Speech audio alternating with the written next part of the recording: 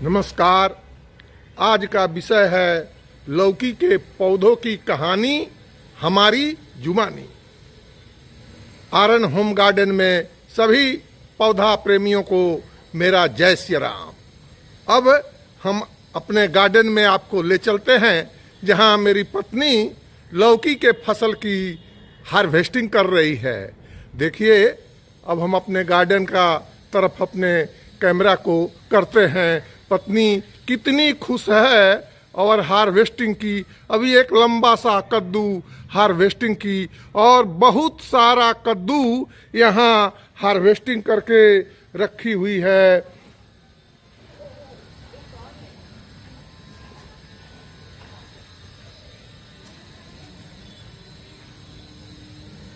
बहुत खुश है। एक काटी, दो काटी और बहुत पहले से हार्वेस्टिंग कर रही है। देखिए, टोकरी में, यहाँ मैं दिखाता हूँ आपको, टोकरी में टोकरी भर गया है। शायद दूसरी टोकरी का जरूरत क्यों न पड़ जाए। बहुत खुश है। अब मैं इसकी कहानी आप लोगों को बता। अगस्त का महीना था। पत्नी हमारी नर्सरी गई हुई थी, स्थानीय नर्सरी में। कद्दू के दो पौधों को वह नर्सरी से लाती है और कहती है इसको कहाँ लगाया जाए। घर में तो जगह ही नहीं है, ग्रो बैग नहीं है और देखिए फर्श बना हुआ है। यहाँ ईंट का सोलिंग लगा हुआ है, ईंट का सोलिंग लगा हुआ है। एक तरफ ग्रो बैग भी घर में नहीं है और नीचे ईंट का सोलिंग है। अब समस्या आ गई कि इस पौधों को कहाँ लगाया जाए। अब बड़ी चिंता में हम लोग पड़े। फिर क्या था, पत्नी ने जो बाउंड्री वाल दिख रहे हैं उसके किनारे का 2 ईंट उखाड़ दी, निकाल दी और उसी में ये दोनों कद्दू के पौधों को जमीन में लगा दी। अगस्त बीता, पौधे का तनिक भी ग्रोथ नहीं हुआ। कहाँ से ग्रोथ होता? पौधा के जड़ का विकास करने का तो जगह मिल नहीं रहा था। एक तरफ ईंटे की सोलिंग थी, दूसरी तरफ उधर बाउंड्री। जड़ तो कहाँ जाए, जड़ बढ़ नहीं रहा था, इसलिए पौधा का ग्रोथ सही ढंग से नहीं हो पा रहा था। अभी हमारी पत्नी बहुत चिंतित ही थी कि सितंबर का महीना आ गया, आकाश में बादल छा गए, लतालद बारिश शुरू होने लगी। बारिश छूटने का नाम लेता ही नहीं था। और देखिए, वहां डाल है तो उससे पानी भी नहीं जल्दी निकल पा रहा था। यहाँ कैंपस में पानी लगने लगे, जड़ के पास पानी पहुंचने लगे, पौधा का पत्ता भी पीला होने लगा।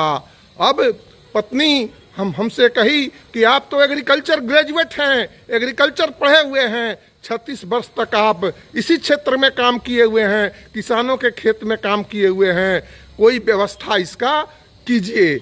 मैंने कहा कि घबराओ नहीं, इसका व्यवस्था मैं करता हूं। और मैं बाल्टी लिया 18 लीटर का, 18 लीटर का बाल्टी लिया और उसमें 70% मिट्टी और 30% बालू को मिला दिया और उस कद्दू, जिसको हम लोग लौकी भी कहते हैं, उसके जड़ तक हम लोग फैला दिया। इससे क्या हुआ कि वर्षा का पानी उसके जड़ तक नहीं पहुंचने लगा, जिससे पीला होना वह थोड़ा कम हो गया।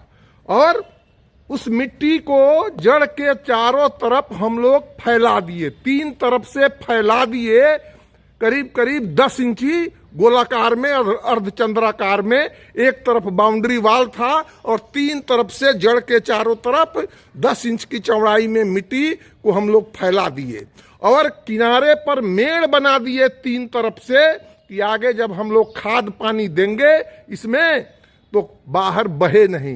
एक तरफ का पानी उधर दीवार स्वयं रोक लेगा और 3 तरफ हम लोग इसको मेड़ बना दिए। अब धीरे धीरे सितंबर का महीना भी बीत गया। अब अक्टूबर आ गया। आगे का पार्ट 2 में देखिएगा।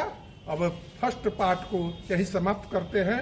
अच्छा लगे तो लाइक करिएगा, कमेंट करिएगा, सब्सक्राइब करना नहीं भूलिएगा। पार्ट 2 जरूर देखिएगा।